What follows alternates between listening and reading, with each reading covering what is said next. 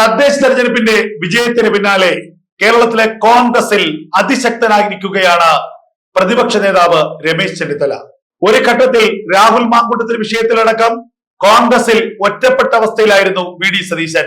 എന്നാൽ ഒറ്റയ്ക്ക് പ്രതിപക്ഷത്തിന്റെ കർത്തവ്യം നിർവഹിച്ച് ഭരണപക്ഷത്തിനെതിരെ, പ്രത്യേകിച്ച് മുഖ്യമന്ത്രി പിണറായി വിജയന്റെ നിലപാടുകൾക്കെതിരെ ഒറ്റയ്ക്ക് പടപൊരുതി ഒടുവിൽ തദ്ദേശ തെരഞ്ഞെടുപ്പിൽ കോൺഗ്രസിനെ, UDF-നെ വമ്പൻ വിജയത്തിലേക്ക് എത്തിക്കാൻ വി ഡി സതീശന് കഴിഞ്ഞു.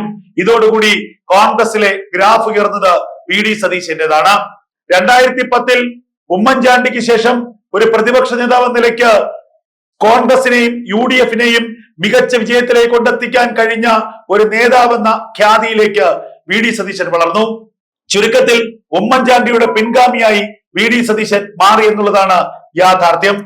നമുക്കറിയാം, രാഹുൽ മാങ്കൂട്ടത്തിനെതിരെ എടുത്ത നിലപാടുകൾ, ആ നിലപാടുകൾ കൂടിപ്പോയി എന്നും കോൺഗ്രസിന്റെ കെട്ടുറപ്പിനെ ബാധിച്ചുവെന്നും പറഞ്ഞുകൊണ്ട് ഒരു വിഭാഗം നേതാക്കൾ ഒരു ഘട്ടത്തിൽ വി ഡി സതീശനെതിരെ തിരിഞ്ഞിരുന്നു. ആ ഘട്ടത്തിൽ വി ഡി സതീശന്റെ വീഴ്ച ആഘോഷിച്ചുകൊണ്ട് കേരളത്തിൽ വരാനിരിക്കുന്ന നിയമസഭാ തെരഞ്ഞെടുപ്പിൽ വിജയമുണ്ടായാൽ മുഖ്യമന്ത്രി കസേര മോഹിച്ചെത്തിയ വലിയൊരു വിഭാഗം നേതാക്കന്മാർ കേരളത്തിലെ കോൺഗ്രസിൽ ഉയർന്നു വന്നു. മറ്റാരുമായിരുന്നില്ല, കേന്ദ്രത്തിലും കേരളത്തിലും ഒരുപോലെ പ്രവർത്തിക്കുന്ന KC വേണുഗോപാൽ, അതുപോലെ തന്നെ രമേശ് ചെന്നിത്തല.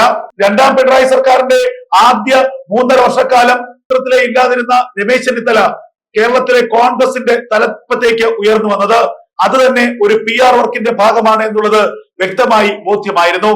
അത് പരാജയപ്പെട്ടത് ഈ തദ്ദേശ തെരഞ്ഞെടുപ്പിലെ കോൺഗ്രസിന്റെ വിജയത്തിലൂടെയാണ്. നിരവധി പ്രതിസന്ധികൾ നേരിട്ടാണ് വി ഡി സതീശൻ ഈ തെരഞ്ഞെടുപ്പിൽ കോൺഗ്രസിനെ നയിച്ചത്. പക്ഷേ ഈ വിജയം ഒടുവിൽ വി ഡി സതീശന്റെ വിജയമായി മാറുന്നത് അവിടെയാണ്. ഇത്രയും പ്രതിസന്ധികൾ ഉണ്ടായിട്ടും, ഇത്രയും ആരോപണങ്ങൾ കോൺഗ്രസിനുള്ളിൽ നിന്ന് തന്നെ ഉയർന്നു വന്നിട്ടും, ഇത്രയും മാധ്യമ വിചാരണ നേരിടേണ്ടി വന്നിട്ടും കേരളത്തിലെ പൊതുജനം, കേരളത്തിലെ കോൺഗ്രസുകാർ, കേരളത്തിലെ സാധാരണക്കാർ വി ഡി സതീശനെ വിശ്വസിച്ചു എന്നുള്ളതാണ് ഈ വിജയത്തിന്റെ ഏറ്റവും വലിയ തെളിവ് എന്നുള്ളത്.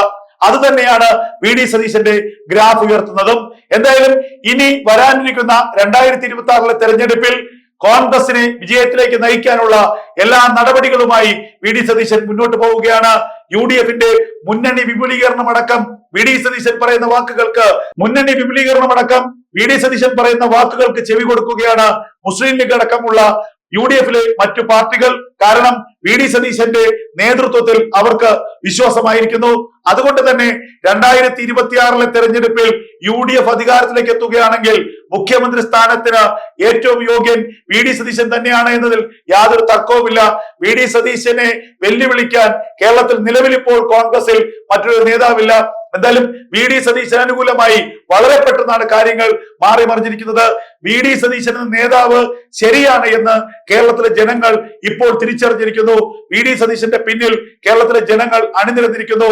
ഇനി മറുത്തൊരു വാക്ക് പറയാൻ കോൺഗ്രസിന്റെ നേതൃത്വത്തിന് കഴിയാത്ത തരത്തിൽ കേരളത്തിന്റെ ജനകീയ മുഖമായി വി ഡി സതീശൻ മാറുന്നു എന്നുള്ളതാണ് ഈ തദ്ദേശ തെരഞ്ഞെടുപ്പ് നൽകുന്ന ഏറ്റവും വലിയ result. We'll be right back.